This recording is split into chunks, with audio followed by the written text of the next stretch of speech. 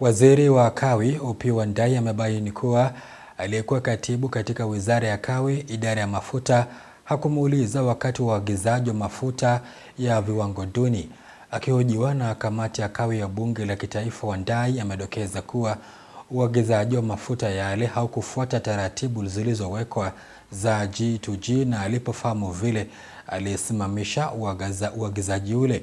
Wakati huo huo, amewataka Wakenya kuwa na subira wanaposubiri tangazo la mamlaka ya kudhibiti bei ya mafuta EPRA kuhusu bei ya mafuta siku ya Jumanne. Waziri wa Kawi Opiyo Wandayi anapoendelea kusukumwa ili ajiuzulu kutokana na sakata ya mafuta iliyotendeka katika wizara yake. There is no reason to stop me from continuing to discharge my duties as Cabinet Secretary for Energy and Petroleum. Ameweka bayana kuwa hatajiuzulu kwani hakuulizwa wosia au ushauri wake wakati wa kuagizwa kwa mafuta yale ya viwango duni na aliyekuwa katibu wake Mohamed Liban, akiongeza kuwa alimwarifu Rais Ruto na wakakubaliana kusitishwa kwa uagizaji wa mafuta yale. I am saying the approval of the Cabinet Secretary was not sought. Okay? Of course, if it was sought formally, I would have acted on it one way or the other. And most definitely, I would have escalated it to the President. Remember, up to this time, we had no idea that this thing was outside G2G. Yeah. None of these guys, I think, was aware that this thing was outside G2G and the OTS as established by the law. Waziri wa Kawi Opiyo Wandayi amewataka Wakenya kuwa na subira wanaposubiri mamlaka ya kudhibiti kawi EPRA kutangaza makadirio ya kila mwezi.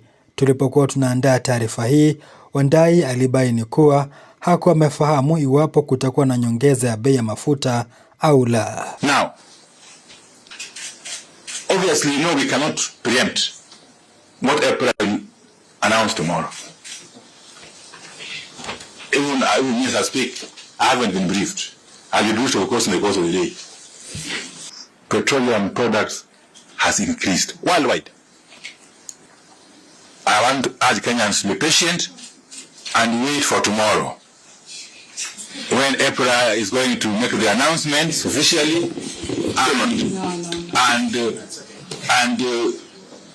demonstrate the actions the government has taken. Japo ameahidi Wakenya kuwa hamna uhaba wa mafuta nchini wakati ambao bei ya mafuta nchini inapokadiriwa kubadilika. We have got no shortage of fuel in the country. Not at all. Not at all. In fact, as at today morning, for PMS, that is Cisco Petrol, we have got 183,318 cubic meters in our stores and the pipeline. Hadi kufikia sasa maeneo mengi yanaaminika kuwa na uhaba wa mafuta.